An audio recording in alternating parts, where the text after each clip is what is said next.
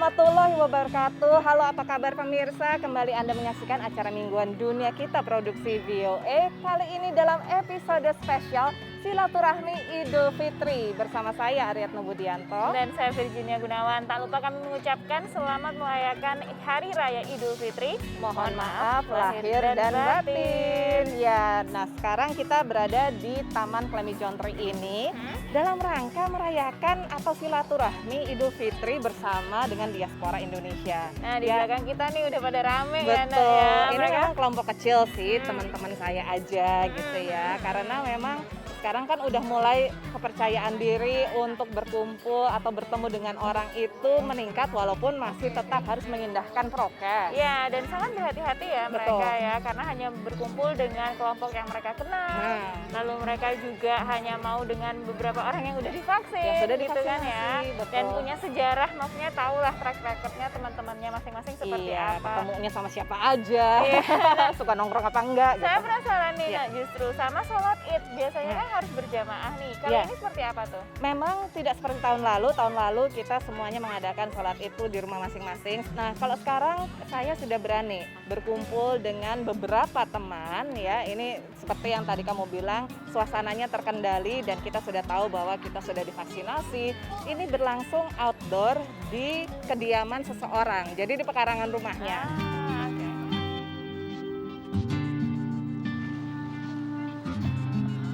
Karena sekarang di Virginia kan peraturannya sudah berubah, kita boleh berkumpul di luar sampai up to 100 orang.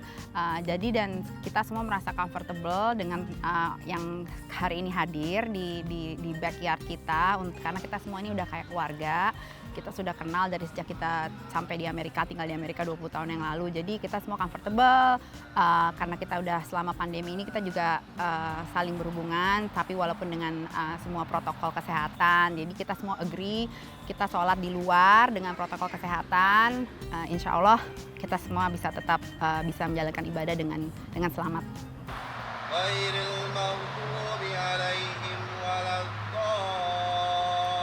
Saya rindu dengan komunitas, dengan teman-teman. Gitu.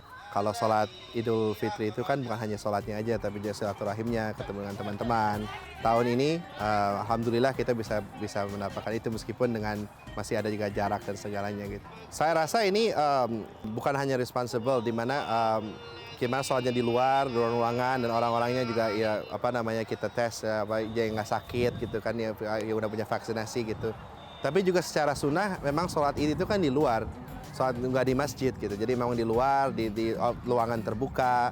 Jadi seperti ada ganda gitu, kita mengikuti sunnahnya Nabi, sholat Id di luar dan berkumpul silaturahim. Tapi pada saat yang sama juga kita menjaga jarak dan kita semuanya pakai masker gitu kan. Jadi itu kewajiban kita sebagai umat Islam itu kan bukan hanya untuk diri kita sendiri gitu, tapi secara umat kita diajarkan untuk mengikat kepada umat, dan tapi di Quran juga bukan hanya umat Islam tapi manusia seluruhnya gitu. Karena kan sebagian besar yang sudah di atas 16 kan sudah divaksin dan kita outdoor juga, dan ini kebetulan ya pot yang teman-teman yang sama juga selama pandemi, jadi ya kangen juga sih jadi buat silaturahmi. Kita yang penting manage risk ya, kan risknya selalu ada. Tapi yang penting kita manage risk, jaga distance, divaksin gitu. Nggak akan hilang sama sekali risknya, tapi kita just manage the risk. Minal aizin wal faizin, taqabbalallahu minna wa minkum. Mohon maaf lahir dan batin. Idul Mubarak. Idul Mubarak.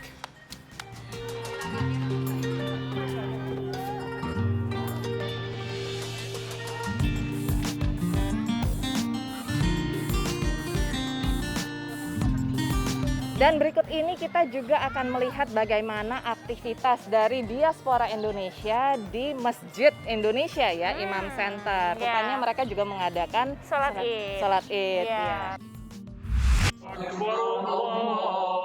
Gema takbir seperti di tanah air terdengar di Imam Center, Masjid Komunitas Indonesia di Silver Spring, negara bagian Maryland, tak jauh dari Washington DC. Kebetulan alhamdulillah sebelum Ramadan itu, beberapa hari sebelum Ramadan, kami diberikan kelonggaran untuk aktivitas outdoor maupun indoor.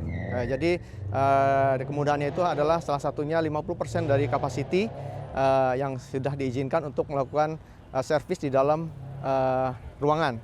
Sebelum pandemi pun, masjid-masjid di Amerika Serikat sering menggelar 2 gelombang sholat Idul Fitri untuk mengakomodasi sebanyak-banyaknya jamaah. Kali ini, di tengah meluapnya semangat kembali ke masjid, sholat bahkan berlangsung 3 gelombang.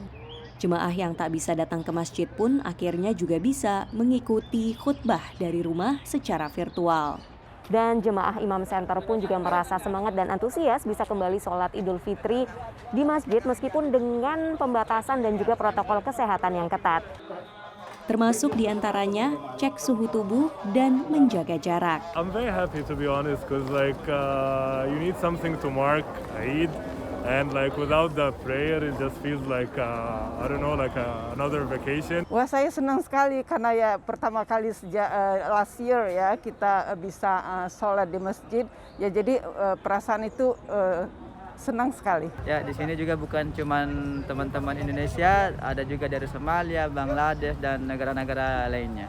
Usai sholat Id, sesuai protokol kesehatan terkini, jemaah dianjurkan segera meninggalkan lokasi dan tidak berkerumun.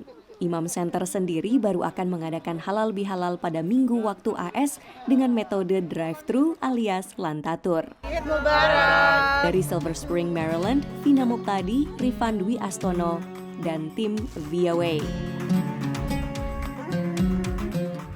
Nah, pemirsa, kami masih punya banyak lagi liputan Lebaran di Amerika Serikat yang lainnya. Jangan kemana-mana, tetaplah di Dunia Kita.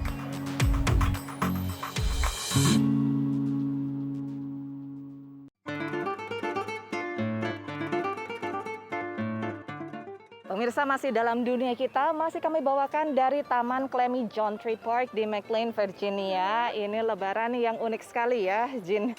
Jadi untung aja kita masih bisa bertemu walaupun tetap dengan melaksanakan prokes. Nah, kita sekarang ngelihat yang kemarin Ramadan ya, banyak sekali kegiatan yang sudah mulai bisa dilakukan ya, karena masyarakat sudah semakin percaya diri berkat program vaksinasi yang sudah dibebaskan ya, boleh siapa aja sejak 19 April.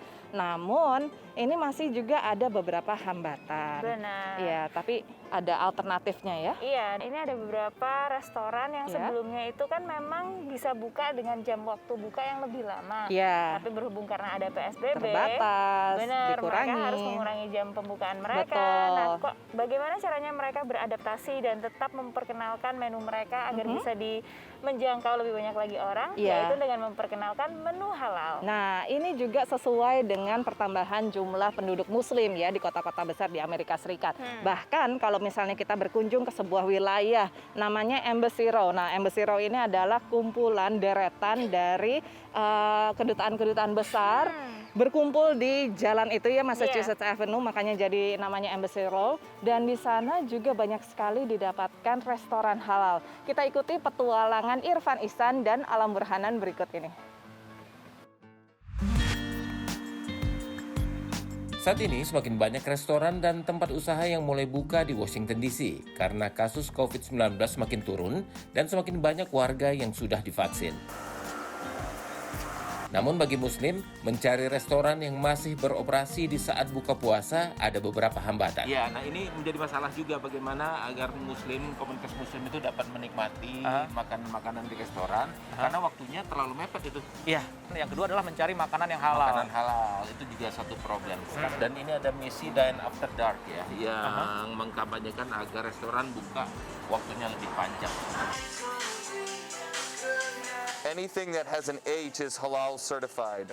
So if you see an H on the menu, it means those dishes are halal certified.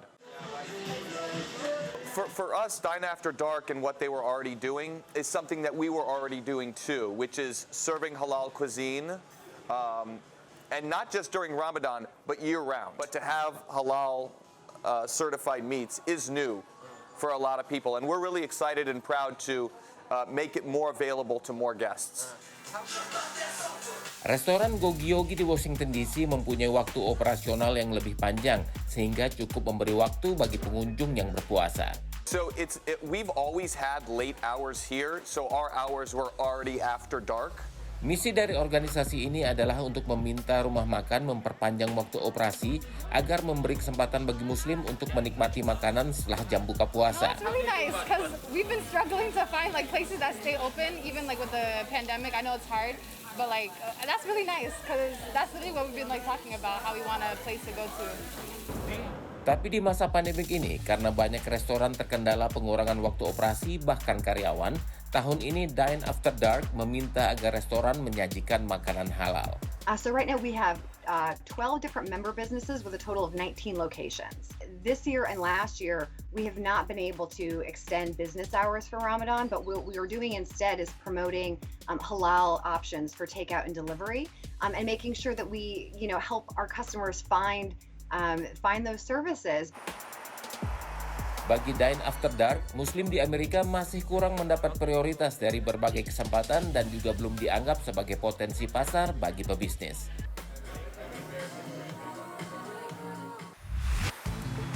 Dari 177 kedutaan besar negara-negara sahabat Amerika, 170 kantornya berada di kawasan Dupont di ibu kota negara Washington DC, termasuk kedubes Indonesia.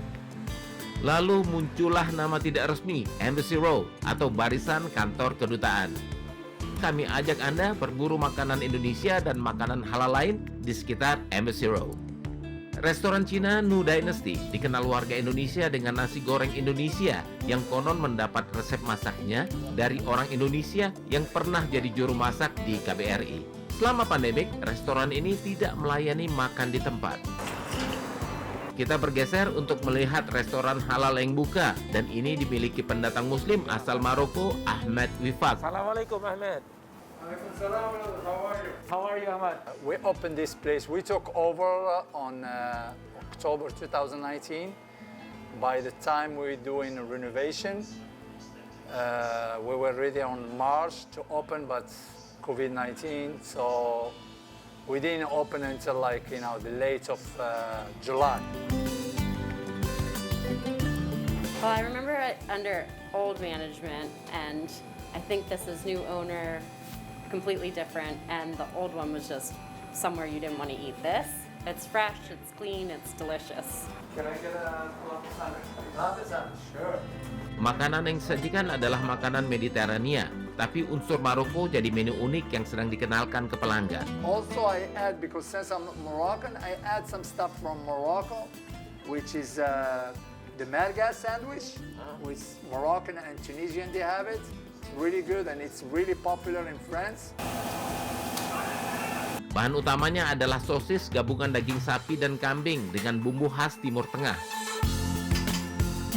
Sosis dipanggang dan diberi bumbu sebelum disajikan. Merguez asalnya makanan dari Tunisia dan Aljazair, tapi sangat terkenal di Maroko. Sedikit penyesuaian agar sesuai selera barat, merguez disajikan dengan roti sandwich. Nah, itu baklava udah siap. Baklava, nah ini juga nih. Ini khas Maroko. Alam Burhanan, Irfan Ihsan, dan Ronan Zakaria, VOA. Jadi nanti kita akan melihat bagaimana kegiatan selama Ramadan kemarin dan juga terutama dari dunia kuliner. Ini apa aja sih yang bisa didapatkan di daerah Washington DC yang dikenal sebagai melting pot atau perpaduan budaya dari berbagai negara. Kita istirahat dulu tapi jangan kemana-mana, tetap di dunia kita.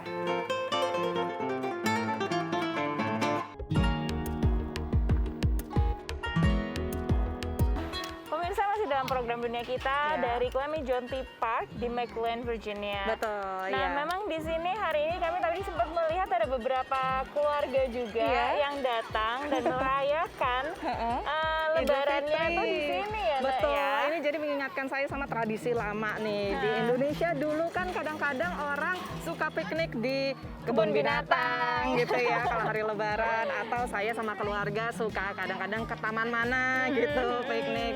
Ini memang caranya orang atau diaspora dari berbagai negara untuk mempertahankan tradisi Lebarannya masing-masing ini menarik sekali ya. Kita berusaha untuk membawa tradisi yang dilakukan di tanah air supaya anak-anak tidak lupa atau tidak asing dengan budaya Indonesia. Seperti yang dilakukan oleh dua keluarga VOA Indonesia yang menetap di Washington DC. Halo, selamat Hari Raya Idul Fitri pemirsa. Kami berdua, saya Ari. Dan saya Tari, kami dari Maryland. Dan juga Rifan dan Bani di Virginia, dan inilah kisah lebaran kami. Ini momen yang khusus ya, karena kita lebarannya lagi pandemi. Biasanya kalau di sini kan kita kalau lagi lebaran bisa bertamu ke rumahnya Duta Besar Indonesia gitu kan, ke Wisma Indonesia. Tapi kalau sekarang ya udah, kita nggak bisa mampir ke sana mencicipi segala jenis makanan yang dihidangkan. Akhirnya ya paling kita silaturahminya juga online gitu kan. Terutama kalau lebaran sekarang kan juga nggak bisa nongkrong abis misalnya sholat id, nggak bisa terlalu lama nongkrong atau berkumpul. Tapi ya alhamdulillahnya selama Ramadan kemarin lumayan dekat dengan komunitas, mulai dekat gitu kan, karena kan kita baru balik lagi ke Amerika tahun lalu dengan coba jadi relawan di Masjid Komunitas Indonesia, volunteering untuk bantu tim mereka mempresent program-program Ramadan. Jadi ya lumayan jadi ada silaturahmi lagi dengan komunitas Indonesia di sini. Jadi ada kue khas lebaran yang biasanya kita makan kalau di Indonesia. Ini ada putri salju, terus bawahnya ada nastar. Ini biasanya sih kalau di Indonesia kita justru nggak pernah bikin ya. Selalu ada kalau misalnya ke rumah keluarga disediakan. Tapi kali ini karena kita lebaran sendiri, jadinya bikin sendiri. Alhamdulillah kalau untuk kue kering ini sebetulnya lebih gampang ya dibandingkan dengan masakan biasanya kalau untuk lebaran, karena kan bahan-bahannya cukup ada di supermarket. Cuman kalau misalnya makanan-makanan lebaran seperti rendang atau ketupat, itu bahan-bahannya kita harus beli ke supermarket khusus makanan Asia. Gitu. Alhamdulillah karena banyak teman-teman di sini juga yang anak-anak juga lahir di sini, dan kami benar-benar berusaha bikin anak-anak itu supaya bisa menikmati lebaran. Kan kalau mereka ngelihat teman-temannya yang Christmas, dapat kado, dapat pokoknya festif sekali. Jadi kami juga alhamdulillah teman-teman juga merasa kita nggak boleh kalah. Karena anak-anak juga harus bangga bahwa lebaran itu juga bisa meriah, festif, dan mereka juga dapat semacam reward ya kan. Mereka anak-anak juga kita mulai dari kecil mereka mau puasa, belajar puasa, belajar sholat, tarawih bareng, ngaji gitu. Jadi kalau misalnya kita kumpul beberapa tahun yang lalu ya, waktu kita masih bisa kumpul rame-rame gitu, ada sekitar 16 keluarga. Jadi kita udah tetapin nih, udah janjian ibu-ibunya. Oke, kita data semuanya anak-anaknya berapa, per anaknya berapa. Jadi nanti kita tinggal baris, anak-anak datang, salam tempel. Seru banget sih. Pasti happy banget seru-seruan aja. anak-anaknya. Iya. Terus bikin apa kayak piñata kayak apalah buat yang kecil-kecil biar mereka ngerasa gitu, lebaran itu asik. Lebaran itu sama keluarga, sama temen. Jadi ya mudah-mudahan kita bisa juga sambil silaturahmi menjaga tradisi yang kita bawa dari Indonesia. Iya. Kalau misalnya tahun lalu kan kita masih belum tahu keadaan kayak gimana, kita benar-benar harus jaga diri dan nggak berani keluar gitu. Sekarang udah mulai ada sedikit gambaran, yang penting kita bermasker, jauh-jauh gitu kan, jangan deket-deket. Dan sekarang kan juga dengan sebagian besar orang udah mulai divaksin kan, kayaknya agak sedikit tenang ya, walaupun kita masih harus tetap jaga-jaga juga gitu. Cuman udah mulai sedikit ada gambaran bahwa oke, ya insya Allah sebentar lagi ini semua selesai ya gitu kan. Dan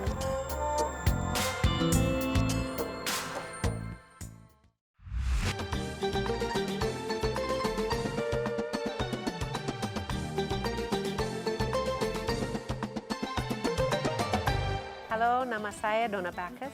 Saya mau mengucapkan Selamat Hari Raya Idul Fitri. Nama saya Lindy Bacchus, dan dari hati saya ke teman-teman di Indonesia, saya mau ucapkan Selamat Hari Idul Fitri. Nama saya Laura Cohn, dan saya mau bawa Selamat Hari Raya Idul Fitri ke semua teman di Indonesia. Mohon maaf lahir dan batin. Mohon maaf lahir dan batin.